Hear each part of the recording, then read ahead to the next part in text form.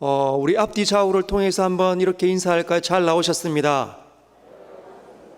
네, 이 밤에 하나님 꼭 만나고 돌아가시길 바랍니다. 네, 여러분, 갈대아 우르에서 한 사람이 하나님의 눈에 들었습니다. 그 사람이 아브라함입니다. 아브라함은 하나님을 믿는 사람이 아니었어요. 어떤 사람이었냐? 자신의 아버지 데라가 우상을 섬기던 사람이었습니다. 달의 신 난나, 달의 여신인 난나를 섬기던 그 데라의 아들이 아브라함이었습니다. 근데 아브라함은 자식이 없어서 그 당시에 가장 비참한 사람, 저주받은 사람, 그래서 자신이 가지고 있는 모든 재산을 물려줄 수 있는 사람이 아무도 없는 가장 저주받은 가치 없는 사람으로 여겨졌습니다. 그런데 하나님께서 그 사람 아브라함을 찾아오셨습니다. 근데 그 당시에 동방의 의인 욥이 살고 있었는데, 이 욥은 날마다 또는 그 자신의 생일마다, 아들들의 생일마다 하나님께 예배를 드리던 훌륭한 신앙인이었음에도 불구하고 하나님께서는 욥을 선택하지 아니하시고 아브라함을 선택해서 믿음의 사람으로 만들어 가시고 이스라엘 백성들을 창조하는데 그를 사용하시기로 작정하셨습니다. 하나님의 능력이 모든 것들을 회복하겠다는 그 의지가 담겨져 있는 거죠. 하나님께서는 아브라함에게 나타나서 내가 너에게 아들을 주겠다. 너는 가장 비참한 사람, 무가치한 사람으로 이 땅에 여겨지고 있는데 내가 벗어나게 해줄게. 내가 너에게 자녀를 주겠다. 대신에 조건이 있지.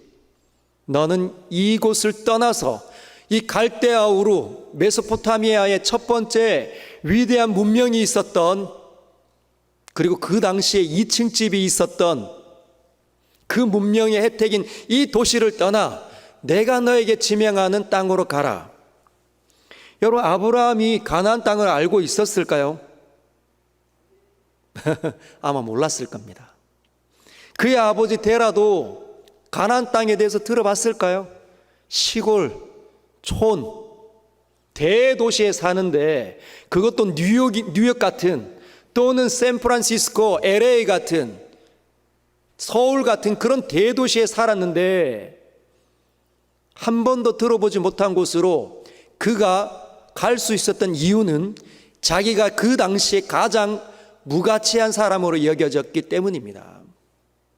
자식이 없었기 때문에. 그래서 한 신이 나타나서 내가 너에게 자녀를 주겠다. 너는 이곳을 떠나서 내가 너에게 지명하는 곳으로 가라. 그래서 아브라함은 일어나서 자신의 이야기를 아버지 데라에게 했을 겁니다. 근데 데라 역시 떠나고 싶지는 않았지만 짐을 꾸리고 떠납니다. 그 이유는 자신의 아들 아브라함이 너무 불쌍했기 때문인 거죠. 그런데 한참 동안 여행하다가 가나안 땅으로 여행하는 이주하는 그 길에 만났던 하란 땅에서 멈춰섭니다. 자신의 고향이었던 갈대아 우르만큼 아주 대도시는 아니었지만 번쩍거리는 모든 문물들, 편리함이 다 갖춰져 있는 하란에 머물기 시작했습니다. 그러다가 데라가 죽고 난 이후에 하나님께서는 아브라함에게 다시 나타나셔서 너는 이제 내가 지명하는 땅으로 가라. 너는 여기에 계속 머물게 되면 너는 여전히 무가치한 사람으로, 네가 늙어 죽을 때 여전히 너는 자녀가 없이 무가치한 사람으로 남게 될 것이다. 그래서 다시 환상 가운데 나타나신 하나님의 소리를 듣고 아브라함이 이동을 합니다. 여러분, 왜 갈대아 우르로 다시 돌아가지 않았을까요? 아버지 데라와 아브라함이, 그리고 조카 롯, 수많은 사람들이 하란이 멈추었다가 너무 피곤하다, 힘들다, 왜 갈대아 우르 자신의 고향으로 다시 돌아가지 않았을까요? 생각해 보신 적 있습니까? 왜 하란에 멈추어서 아버지 데라는 그의 생명이 끝날 때까지 거기에 있었을까요?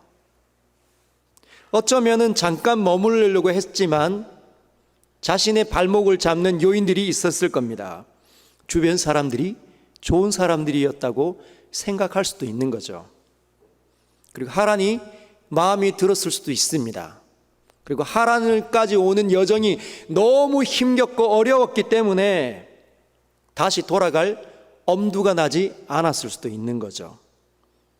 그래서 결국은 아버지 데라가 죽을 때까지 아브라함은 가나안 땅에 가지 못하고 멈춰서게 됩니다. 혹시 하나님께서 여러분에게 명령하신 것이 있습니까? 내가 너에게 생명을 준 이유는 내가 하고 싶은 일을 너를 통해서 마음껏 하고 싶은데, 그런 하나님의 메시지를 들어본 적이 있습니까? 그런데 여전히 우리의 발목을 잡는 요인은 뭘까요? 취미입니까? 사람입니까? 좋은 친구인가요? 아니면 우리 학생 여러분 학교 자체입니까? 공부입니까? 아니면 죄악된 삶 때문에 하나님과 멀어져 있어 여러분의 발목을 잡고 있습니까? 또는 휴대폰과 TV 때문에 하나님과 많이 멀어져 있는지 살펴보십시오. 멈춰져 있는 아브라함을 그냥 내버려 두지 않고 하나님께서는 영원한 계획을 성취하기 위해서 다시 멈춰서 있는 아브라함을 찾아오십니다. 여러분들이 멈춰서 있다 할지라도 하나님은 여러분을 찾아내실 겁니다. 하나님은 여러분을 선택했습니다. 우리 중고등부 아이들, 하나님께서 여러분들을 여러분의 부모 아래 태어나게 하셨다는 거죠. 여러분의 인생이 마치 여러분인 것처럼 보일 수는 있어도 결국은 하나님께서 여러분을 통해서 하고 싶어하는 일을 반드시 성취하시리라 믿습니다. 여기에 있는 우리 장년 여러분들도 마찬가지입니다. 하나님께서 다시 말씀하시면 그 사람은 다시 움직이게 되어져 있죠. 하나님께서 명령하신 그곳으로 가게 되어져 있습니다. 하나님의 소리가 들리기 시작할 때, 하나님의 소리가 들리지 않으면 우리는 항상 멈춰져 있습니다. 왜? 세상의 소리를 들으니까, 친구의 소리를 들으니까, 선생님의 소리를 듣게 되고, 이웃의 소리를 듣게 되고, 나랑 가장 친한 사람들의 소리를 듣게 되어져 있습니다. 그러면 영향을 받게 되어져 있지요. 드라마를 통해서 세상의 수많은 소리가 나를 사로잡으면 하나님의 소리는 들리지 않습니다. 과연 하나님은 있는가? 거기부터 다시 시작하는 거죠. 그러나 하나님의 소리가 다시 귓전을 뚫고 여러분의 마음밭에 뿌려지기 시작하고 여러분의 이 영혼의 소리가 다시 들려지기 시작하면, 잠자고 있었던 영혼의 이 감각이 다시 살아나기 시작하면 움직이게 되어져 있습니다. 눈빛이 달라지게 되어져 있고 손과 발이 움직여집니다. 서영교회 지금 한참 많이 그런 움직임이 있습니다. 오늘도 한 청장년 교구의 한 자매랑 이야기를 하는데, 그 청년 안에서 어떤 형제들이 많이 변화되고 있다, 이런 얘기를 저에게 해 주셨습니다. 막 뜨거워지고 있는 사람이 생각보다 많습니다. 옆으로 한번 보십시오. 성령 충만해지고 계신 분들이 보이지 않습니까? 우리 지금 중고등부 우리 어린 친구들, 여러분들이 담당했던 선생님들의 눈빛이 달라지고 있습니까? 과거는 안 그랬는데 요즘 좀 많이 좋아지고 있는 것 같아요. 막 은혜가 넘치는 것 같아요. 안 하시던 막 그런 문자를 저에게 많이 해주고 계세요. 그러면 뜨거워지고 있는 사람입니다. 그 사람이, 아브라함이 가나안 땅에 결국은 도착했습니다.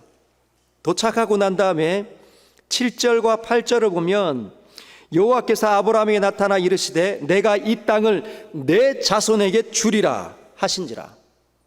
지금 아이가 없는데, 한 번도 아이가 태어나지 않았는데 그 사람들에게 내가 이 땅을, 네가 지금 막 도착한 이 땅을 너의 자손에게 줄 것이다. 그랬더니 자기에게 나타나신 여호와께 그가 그곳에서 제단을 쌓습니다. 어떤 제단을 쌓았을까요? 아주 멋진 이런 제단을 쌓았을까요? 그렇지 않겠죠. 그냥 돌멩이 몇 개를 가져다가, 반듯한 돌멩이를 가져다가 쌓고 난 다음에 자기가 그동안 데리고 있었던 양들 중에 하나를 잡아서 하나님 앞에 번제물로 올려드렸을 겁니다. 그리고 8절에 보면 거기서 베델 동쪽 산으로 옮겨 장막을 치니 서쪽은 베델이요 동쪽은 아이라 그가 그곳에서 여호와께 제단을 쌓고 여호와의 이름을 부르더니 그가 점점 하나님께 예배드리고 있습니다. 자신의 아버지는 우상을 섬기는 사람이었습니다. 그 말은 아브라함도 우상을 섬기는 사람 중에 한 사람이었다는 거죠. 죄악을 먹고 마셨던 그런 불신앙적인 이방 종교의 한 사람이었지만 하나님의 부름을 받고 가나안 땅에 오자마자 그가 하나님 앞에 예배드리기 시작합니다. 즉 하나님을 비로소 인식하기 시작했다는 거죠. 하나님 멈춰져 있을 때만 해도 하나님에 관한 인식은 거의 전무했을 텐데, 믿음은 거의 없었을 텐데, 그 사람이 이제 막 가나안 땅에 들어와서 자신의 발목을 잡고 있는 요인이 제거가 되자 하나님 앞에 다시 돌아와서 하나님의 음성이 다시 들리기 시작하니 예배드리고 있습니다. 그런데 9절에 보면 독특한 표현이 있습니다. 9절 같이 한번 읽어볼까요? 시작. 점점 남방으로 옮겨갔더라. 점점이 뭡니까? 점점 스텝 바이 스텝, 스텝 바이 스텝, 스텝이 있고 그 옆에 또 스텝이 있는 겁니다. 그게 스텝 바이 스텝이죠. 스텝 바이 스텝, 스텝 바이 스텝. 그러면 점점 자신도 모르게 점점점 남방으로 가고 있는 아브라함의 모습이 여기 지금 그려지고 있습니다. 여러분, 왜 점점 남방으로 옮겨갔을까요? 두 가지 요인이 있습니다. 첫 번째는 6절에 있습니다. 6절 같이 한번 읽어보겠습니다. 시작. 아브라함이 그 땅을 지나 세겜 땅 모래 상수리 나무에 이르니 그때에 가나안 사람이 그 땅에 거주하였더라. 누가 있었다고요? 가나안 사람이 그 땅에 거주했다는 겁니다. 우리 중동부 아이들은 어디로 간 거야? 번개같이 사라졌군요. 우리 다니엘도 거기 있는데. 여러분, 점점 사라지는 아브라함. 왜? 그 땅에 가나안 땅인 가나안 사람이 살고 있었기 때문이에요. 빈 땅이 아니었다는 겁니다. 하나님께서 내가 너에게 지시할 땅은, 그 땅은 너는 반드시 가야 해. 그럼 막상 와보니까 빈 땅이 아니라는 거죠. 어떤 땅입니까? 가나안 사람이 살고 있었다는 거예요. 여러분, 우리 친구들은 역사를 지금 배우니까 히타이트족에 대해서 들어본 적이 있습니까? 히타이트족. 여기 보면 성경의 원문은 헷 족속으로 나오는데 이 헷 족속이 가나안 땅에 살고 있는 히타이트 족속입니다. 히타이트 족속은 철병기를 다루는 사람들, 그런 부족들이었어요. 그런 사람들이 한두 사람이 아니야. 어마어마한 부족들이 가나안 땅에 살고 있습니다. 힘과 권력과 병기를 갖춘 사람들이 그 땅에 살고 있었어요. 그런 여러분, 그 땅에서, 하란 땅에서 그 땅까지 내려오는 그 길이 만만치 않습니다. 만만치 않은데 그 길이 올 때 여러분 어떤 채로 왔을까요? 다시 하란을 떠나면서 밥그릇, 숟가락, 냄비, 이불, 보따리 바리바리 다 싸서 수레에 싣고 소가 끌고 뒤에는 염소와 양들 다 붙여가지고 노비와 하인들, 자녀들 다 함께 지금 이동하고 있으면 떨그덕 거리며 매매 울지 않겠습니까? 사람들이 그 한 그룹이 이동하면 주변의 사람들이 마을마다, 지나가는 마을마다 사람들이 저놈들은 뭔 놈들이요? 이렇게 쳐다보겠죠. 어떻게 쳐다볼까요? 야, 재밌다, 이렇게 볼까요? 언 놈들이 왔지? 쟤네는 왜 온 거야? 경계하겠죠. 여러분, 원주민들 있죠? 인도네시아에 있는 사람들에게, 원주민들에게 최초의 복음을 가지고 있는 선교사님들이 들어갈 때는 사람들이 전부 다 경계를 합니다. 낯선 사람들, 이방인들, 혹시나 자신들을 해칠까 봐.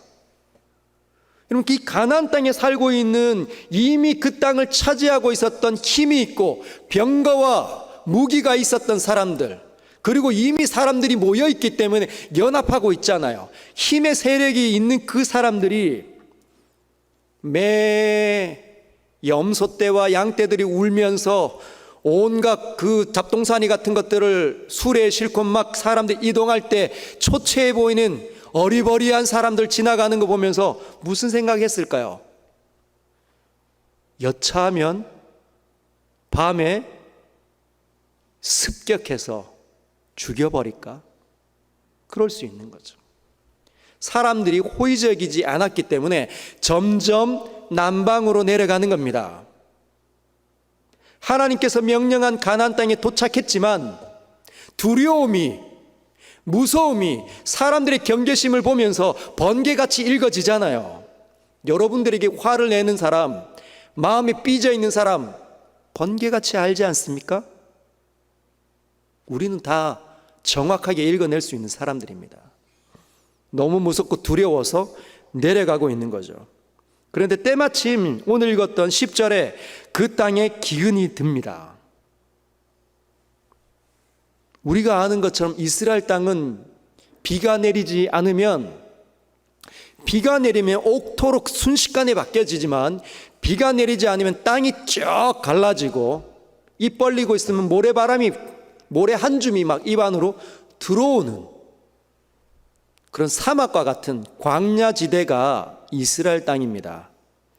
지금 현재 기근이 있다는 말은 매우 뜨거운 동풍이 불고 있고 그리고 비가 오지 않았다는 것을 의미하는 거죠. 그러면 그 땅에 있는 사람들 역시 힘든 거죠. 농사가 되지 않았고 이 가나안 땅에 막 도착한 아브라함 일행은 목축업을 해야 되는데 풀이 자라지 않으니까 먹고 살기가 빡빡해지겠죠. 그래서 어디로 가야 됩니까? 목초지가 있는 곳으로 자꾸 이동하는 거죠. 이 두 가지 요인 때문에 자꾸 다시 이동을 합니다. 가다 보니 어디가 나오냐? 가나안 땅을 벗어납니다. 11절에 보면 그가 애굽에 가까이 이르렀다라고 되어져 있네요. 애굽, 이집트를 의미하죠. 지금 가나안 땅에 막 도착하고 가나안 땅을 벗어나서 애굽에 도착했을 때 이 아브라함은 자신의 고향이 어디였다고요? 메소포타미아 문명이 있었던, 우리 시계의 육진법 1시간은 60분 그리고 1분은 60초, 이게 언제 만들어졌냐? 메소포타미아 문명 때 만들어진 겁니다. 어마어마하죠. 건축술과 천문학과 예술이 발전했던 그 시대에, 그런데 그 시대에 갈대아 우르를 떠나서 이제 막 애굽 땅에 도착했는데, 이집트 땅에 도착했는데 뭐가 있었느냐? 피라미드가 건설이 되어져 있었어요. 우리가 아는, 혹시 여러분 클레오파트라 아십니까?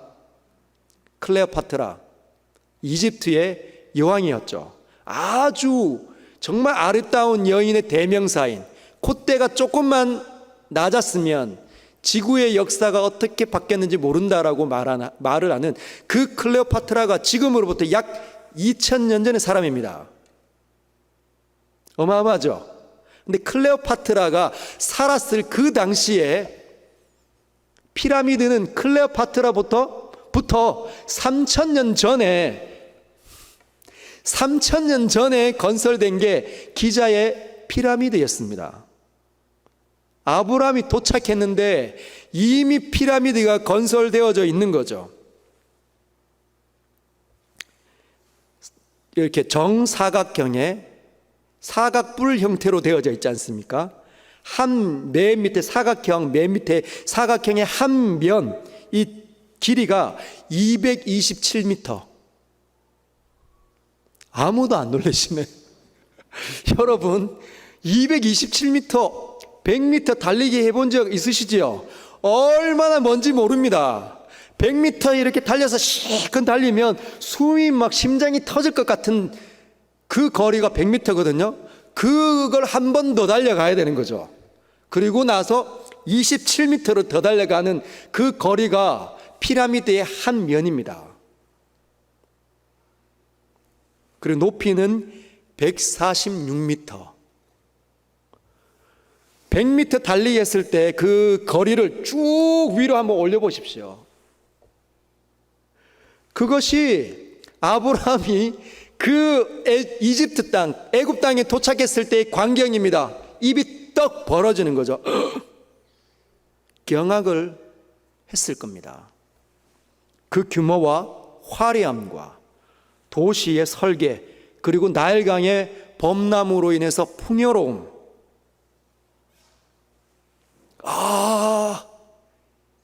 어마어마한데? 자신의 고향처럼 다시 여겨지기 시작했고, 역시 사람이 살 때는 도시여야 돼. 수많은 편리함이 다 있잖아.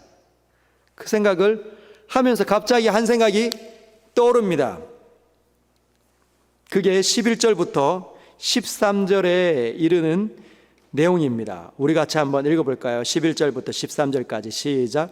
그가 애굽에 가까이 이르렀을 때 그의 아내 사라에게 말하되 내가 알기에 그대는 아리따운 여인이라. 애굽 사람이 그대를 볼 때 이르기를 이는 그의 아내라 하여 나는 죽이고 그대는 살리리니 원하건대 그대는 나의 누이라 하라. 그러면 내가 그대로 말미암아 안전하고 내 목숨이 그대로 말미암아 보존되리라 하니라. 여보, 이리 와봐. 다정하게 아마 이야기했겠죠. 한 생각이 갑자기 일어난 겁니다. 뭐죠? 아내가 너무 예쁘다는 사실이 갑자기 번뜩이인 거죠. 그래서 아내에게 이렇게 제안을 합니다. 여보, 당신은 내 아내잖아. 근데 너무 예쁘니까 애굽 사람이 당신을 보면 나를 죽일 거야. 당신을 뺏고 싶어서. 그리고 당신은 살릴 거야. 그래서 우리 한 가지 이렇게 하자. 어차피 당신은 나의 누이잖아. 뭐 크게 속이는 것도 아닌데 뭐. 그대는 나의 누이라 하고 나는 그대로 말미암아 안전하고 내 목숨이 그대로 말미암아 보존될 거야. 나 살고 싶어. 이 얘기한 거죠. 아브라함의 아내 사레는 여러분 그 삼촌의 딸입니다. 그 사촌이에요. 그래서 엄밀하게 따지면 누이입니다. 크게 속이는 건 아닙니다. 그런데 그 사례가 너무 예뻐서, 그런데 많은 사람들이 이렇게 얘기합니다. 아브라함이 가나안 땅에 도착했을 때, 하란을 떠날 때가 몇 살이라고요? 12장 4절에 보면 아브라함이 하란을 떠날 때 75세였더라. 아브라함의 나이가 75세인 거예요. 자, 여기에 지금 우리 어르신들 가운데 75세 있으십니까? 몇 분 안 계십니다. 그런데 사레의 나이는 몇 살인지 압니까? 10살 차이입니다. 10살 어려요. 그럼 사레의 나이가 65세입니다. 사레가 너무 예쁜데 20대, 30대 좀 양보해서 40대 여인이 아니라 65세의 여인이었다는 거죠. 여러분들이 착각을 하면 안 됩니다. 이 시대에는, 이 아브라함 그 전 시대에는 사람들이 오래 살던, 아브라함의 아버지 역시 205세를 살고 죽었습니다. 오래 살던 시절이기 때문에 75세와 65세 이것으로 판단 내리면 안 됩니다. 벌써 우리도 제가 어릴 때에는 환갑 잔치를 했습니다. 우리 어린 친구들 혹시 환갑 잔치 압니까? 언제가 환갑이에요? 60세, 61세가 될 때 다시 한 살이 왔다. 60년이 다 지나고 다시 한 살이 왔다 해서 환갑 잔치를 합니다. 120년 하면 그 두갑이죠. 두갑의 나이. 그런데 여러분, 지금 우리 이전에 제가 어릴 때만 해도 많은 분들이 환갑 잔치를 했던 이유가 뭐냐면 60을 넘기기가 어려운 시절이 있기 때문이에요. 그런데 지금은요, 벌써 한 수십 년 흐르고 난 다음에 60 환갑 잔치를 하시는 분은 거의 없습니다. 70세 고위 잔치는 하시는 분이 꽤 있어도 환갑 잔치를 하시는 분은 거의 요즘에 없습니다. 60세 어떻게 여기시죠? 그냥 평범한 아저씨, 아줌마처럼 여겨지는 거거든요. 오늘날도 조금만 의술이 발달하고 고생을 좀 덜하면, 환경이 좋아지면 이렇게 사람들이 모습이 다른데, 이 시대에는 정말 다른 환경의 모습이었을 것 같습니다. 그래서 사례가 지금과 같은 65세라고 판단 내리시면 안 됩니다. 아주 예쁜, 젊은 그런 어떤 육체적인 나이로 보셔도 무방할 것 같습니다. 그런데 왜 아브라함이 갑작스럽게 이런 제안을 사라에게 했을까요? 그 이유는 경험에서 나오는 겁니다. 갈대아 우르를 떠났을 때부터 도착하는 마을들마다 사람들이 누구를 주목을 합니까? 사례를 주목하는 거죠. 그래서 소동도 여러 번 일어났기 때문에 쉽지 않다는 사실을 깨닫고 이제 한 가지 꾀를, 지혜라고 아브라함이 한 가지 지혜를 짜낸 겁니다. 누이라 해주라. 아내라고 하지 말고. 여러분, 여기에서 아브라함은 전형적으로 아직까지 하나님을 신뢰하는 사람이 아닙니다. 분명히 하나님께서 12장에 보면 하란에서 뭐라고 말씀하시냐면, 너를 축복하는 자에게 내가 복을 내리고 너를 저주하는 자에게 내가 저주할 것이다 말씀했는데도 불구하고 고난이 있고 어려움이 찾아오면 순식간에 눈이 가려지는 전형적인 사람이었다는 거죠. 여기에 앉아있는 대다수의 분들도 어려움이 오면 순식간에 눈이 가려집니다. 원망과 불평이 일어날 수도 있고, 그래서 그것들을 내 주변의 사람들에게 표출하고 갈등하고 다툴 수 있는 사람이 하나님을 못 누리는, 하나님을 느끼지 못하는 사람들에게 나타나는 전형적인 현상이라는 거죠. 아브라함은 힘의 원리를 따르는 사람이었습니다. 내가 힘이 약하니까 이렇게 이 위기를 모면해 보고 싶어 했다는 겁니다. 그런데 결국 우려했던 일이 발생하고 맙니다. 여러분, 우리의 힘과 지혜로는 안 됩니다. 뭔가 막아보려고 하지만 예상한 일은 반드시 일어나는 것 같죠. 그래서 어떻게 됐냐면 14절에 보면 아브라함이 애굽에 이르렀을 때 애굽 사람들이 그 여인이 심히 아리따움을 보았고, 얼마나 아리따웠는지 숨길 수 없었습니다. 요즘에도 숨길 수 없죠. 진짜 아리따운 여인은 이렇게 마스크만 해도 눈에서 광채가 납니다. 그렇죠? 안 그렇습니까, 여러분? 네. 그래서 사람들이 막 집중을 했습니다. 근데 결국은 바로의 고관들도 그를 보고 바로 앞에서 칭찬합니다. 지금 왕이시여, 한 무리가 지나갔는데 얼마나 아리따운지. 그가 갈대아 우르 메소포타미아에서 출발했다고 합니다. 아, 그 여인 나도 한번 들은 적이 있는데, 역시 우리처럼 이집트 문명처럼 그 최초의 문명이 있는 곳에는 아리따운 여인들 많은 것 같아. 들라 해라 한 거죠. 그리고 여인이 남편이 없음을 알고 아브라함에게 후한 상금을 내립니다. 보상을. 어떤 걸 줬냐면 양과 소와 노비와 암수 나귀와 낙타를 얻었더라. 여러분, 사라를 빼앗겨 버렸습니다. 역시 난 옳았어. 내가 예상대로 됐어. 난 똑똑해. 이런 생각했을까요? 아닙니다.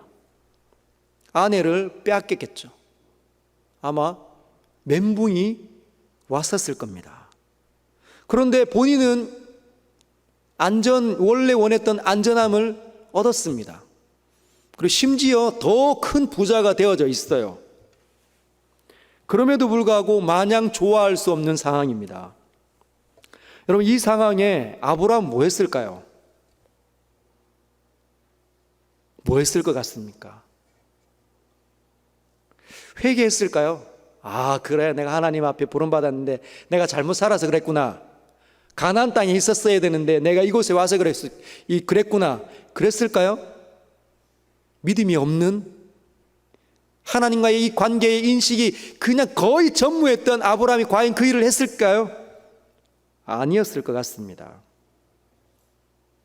후회했을 것 같아요. 아, 갈대아 우르에 그냥 있을 걸. 그냥 괜히 자녀 준다는 말에 속아가지고 여기까지 와서 아내를 빼앗기다니. 아니면 하란이 계속 살 걸. 아니, 지켜주신다고 했던 신은 어디 가신 거야?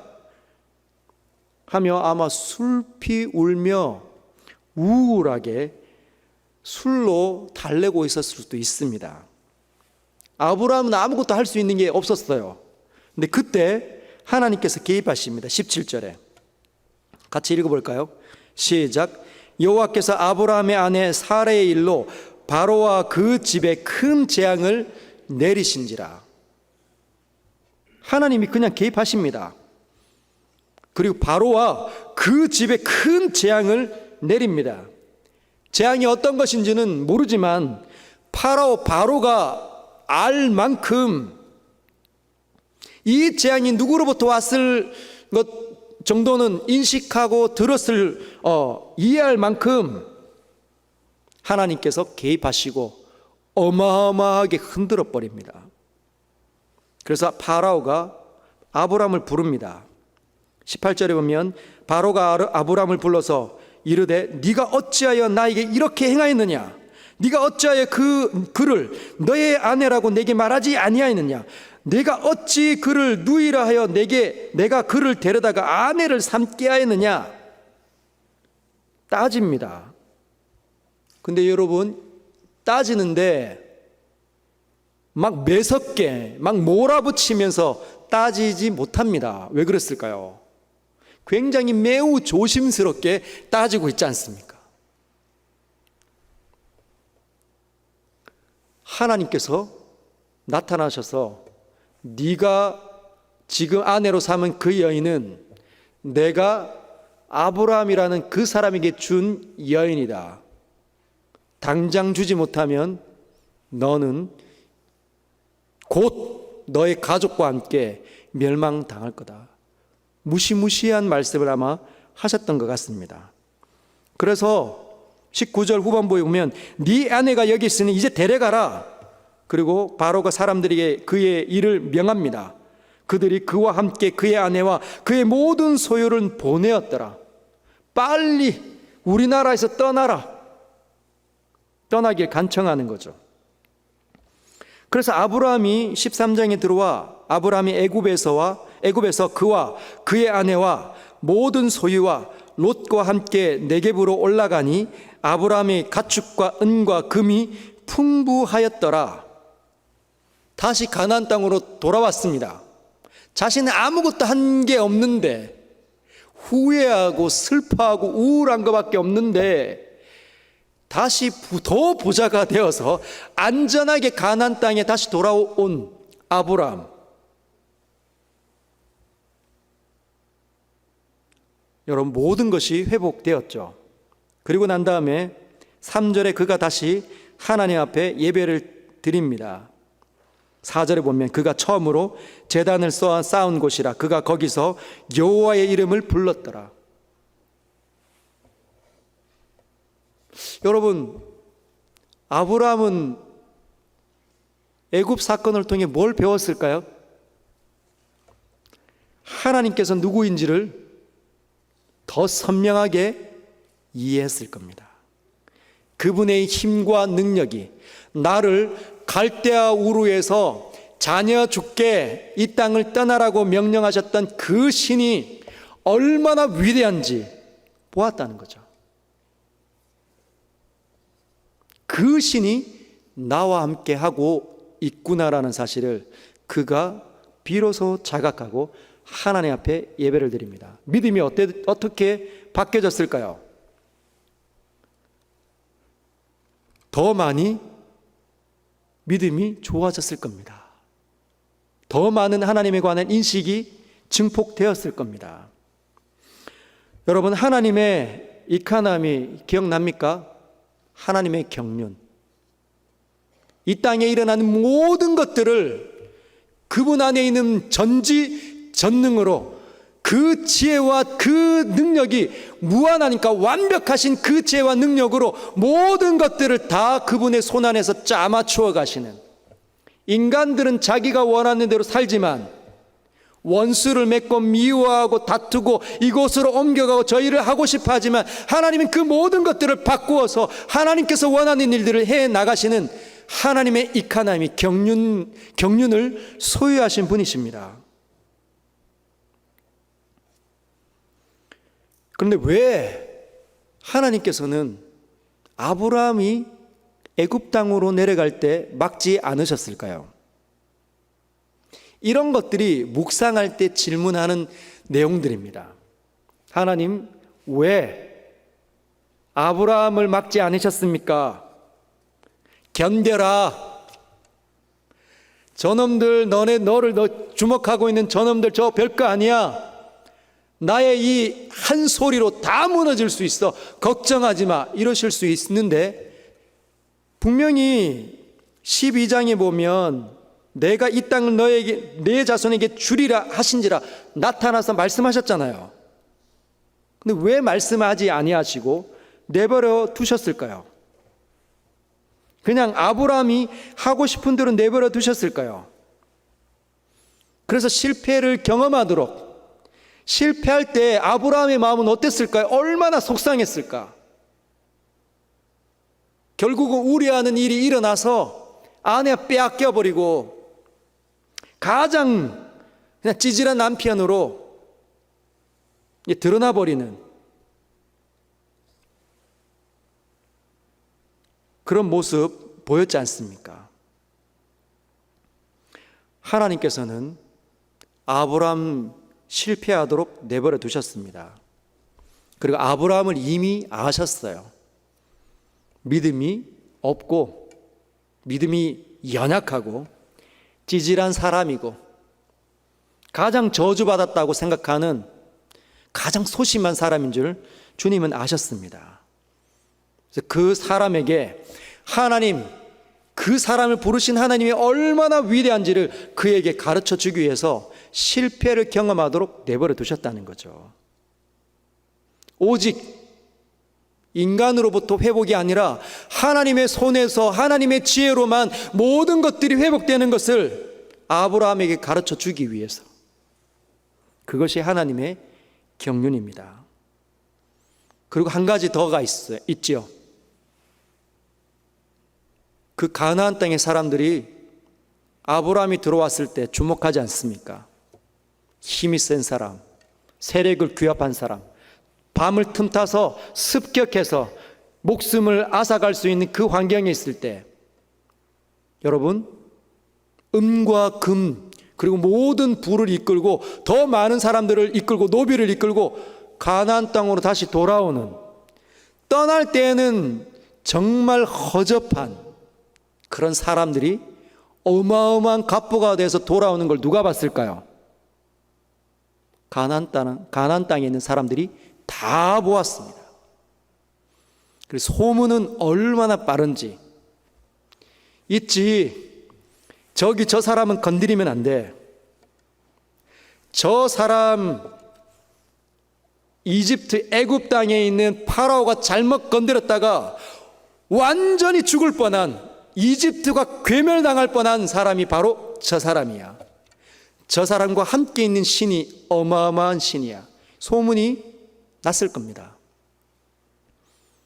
그래서 뒤에 보면 아브라함에게 화친을 맺으려고 하는 사람들이 많이 생겨났음을 봅니다. 하나님께서 아브라함이 아무것도 하지 않았지만 하나님의 계획과 섭리를 통해서 하나님께서는 아브라함에게 자신이 누구인지를 보여주시고 믿음도 더 고취시켜낼 뿐만 아니라 주변 사람들에게 하나님을 믿는 사람을 두려워하도록 만들어 주셨다는 거죠. 이것이 하나님께서 그냥 내버려 두신 이유입니다. 우리 모두는 어쩌면 어리석어서 우리가 원하는 대로 살아가고 있을 수도 있습니다. 믿음이 약해서 내 나라로, 이 국민과 영토를 내 생각과 내 뜻과 내 의지로 했으면 이게 누구의 나라입니까? 대답이 없으시네요. 내 나라죠. 내 시간과 내 돈과 내 인생, 내 미래, 이걸 내 생각과 내 뜻으로 자꾸만 설계하면 이게 누구의 나라입니까? 내 나라이죠. 그런데 이걸 멈추고 이 국민과 영토를 하나님의 생각과 하나님의 뜻과 하나님의 의지로, 하나님의 계획으로 다스려가기 시작하면 이게 비로소 누구의 나라가 됩니까? 그게 하나님의 나라가 되는데, 아무리 가르쳐줘도 여전히 우리는 믿음이 약해서 뭔가 발목 잡는 일이 일어나고 사람들이 옆에서 이야기하고 어떤 놀라운 어떤 진리나 이론을 이야기하면 아, 저게 옳은가 봐. 다시 어두워지고 또 다시 싸우고 또 다투고 서로 미워하고 갈등하고 또 넘어지고, 그래서 슬퍼하고 우울해하고 남들에게 원망하고 자기 인생을 저주하는 그런 모습 우리에게 반복되어 나타나고 있지는 않습니까? 만약에 여전히 여러분들 가운데 자신의 나라로, 내 나라로 사는 사람이 많다면 그 사람은 하나님 결국은 내버려 두셔서 여러분들에게 어떤 일이 일어나도록 그냥 내버려 두실 겁니다. 그리고 하나님이 누구이신지를 보여주시겠죠. 그런데 그 일이 우리는 예측 불가능하다는 사실이에요. 미련한 사람들은 매 맞고 돌아오는 거죠. 저희도 집에 이제 두 아이가 있는데 미련한 놈들은 매 맞고 돌아옵니다. 야, 너네들 성경 읽어야 돼. 그런데 안 읽고 형제가 둘이 맨날 티격태격 싸우면 둘 다 불러서 뭐 하는 거죠? 아빠의 말을 듣지 아니하니 한 번씩 호통이 날아가고 매가 들 수 있는 거죠. 어리석은 사람은.